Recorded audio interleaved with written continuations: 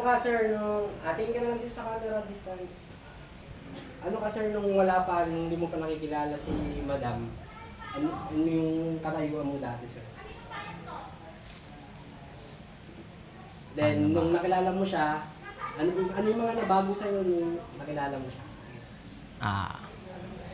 Siguro very ano na lang. So, yung pinakandahilan lang na dati kasi hindi ako hindi Christian ako pero hindi ko alam kumbaga hindi pa ako walang maturity kumbaga. Pero nung nakilala ko siya, alam mo yun, siya yung naging daan para mag-matured ako sa faith ko. And yun, thankful ako kasi isa siya sa naging way para maging ganun ako. Sir, pinagdasal mo ba si pangalan mo na? Si Gail, Ana Gail. Pinagdasal mo ba siya, sir? Oo, pinag-pray ko na kung siya ba talaga okay na talagang go ako, and kung hindi, tanggalin siya sa buhay ko na. Pero yun nga, talagang nagtuloy-tuloy ang araw parang mas napapalpit kami sa isa't isa, and sabi ko, okay, sige, ito na yun siguro. Baka nilob talaga ng Panginoon na maging kami. Pero thanks ka dahil sir, siya yung binigay para sa'yo, sir. This time, sir, pero nasa baho ko yun kaya sa bawas ko yun. Yung iba. Sir, pwedeng yung wala sa bawas. Oh, yeah. Hindi, yun, wala sa bawas yung huli ko sinabi. Saan pala kayo, sir, nagkakilala ni Madam? Nagkakilala kami sa New Zealand, sa church, sa Liberty Church, sa New Zealand, in Invercargill. And Christian din si... so, yun, maganda naman yung naging namin, unang pagkikita namin. So, hindi ko pa siya masyadong kumbaga, wala pang, syempre hindi pa kilala, nakita pa lang. Pero hanggang sa nakilala na, ayun, naging kaibigan hanggang sa, ayun, lumalim ng lumalim. So, ayun. Sir, may mga problema ba kayong naalala na nalampasan nyo? Hindi nakasama mo siya, sir? Baka mayroon konting na. Marami kaming away kasi, yun nga, syempre, hindi kami pares ng ugali. May ugali ako, may ugali siyang, di ba, na hindi kami magkasundo. Pero, nag-away kami, pero okay naman. Hindi naman siya hindi naman siya yung grabing away na maging dahilan ng hindi magandang pangyayari. So, and maganda rin na may mga ganun kami kasi mas nakikilala namin, mas tumitibay kami. So, ayun lang, yung mga ganong sitwasyon. Sige, sir, tayo, dito naman tayo sa... Sir, ngayong ikakasal ka na, sir, anong feel mo na mamaya? Sa aisle, igalakad siya, ikaw maghihintay. Anong feel mo? Like, naman mo?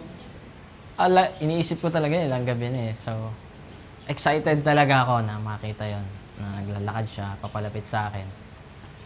And excited ako kasi, yun nga, ikakasal na kami. And excited ako sa magiging kalalabasan, sa magiging buhay namin. So, excited ako sa lahat. So, pagdating sa kanya. Sir, medyo second to the last question. Sige lang. Baka sir, meron kang sorry or ipapasalamat sa kanya. This time, pwede mong sabihin ko sa kanya. Kasi mamaya, kakasal na kayo. Sige sir, kahit... Sige, isipin ko lang Isipin ko lang sabihin ko. Siguro ako, siguro sorry kasi minsan talagang mabilis akong magalit, mabilis akong mainis, and minsan hindi talaga siya rason. So, and yun nga, minsan nag-aaway kami, nagkakasagutan, and sorry for that kasi yun nga na nagkakasagutan tayo, and ayun, sana mawala yun. Mawala yun sa akin. Ayun, mawala yun sa atin pareho. So, yun lang. And thank you naman. And, ayan, thank you sa'yo kasi alam ko na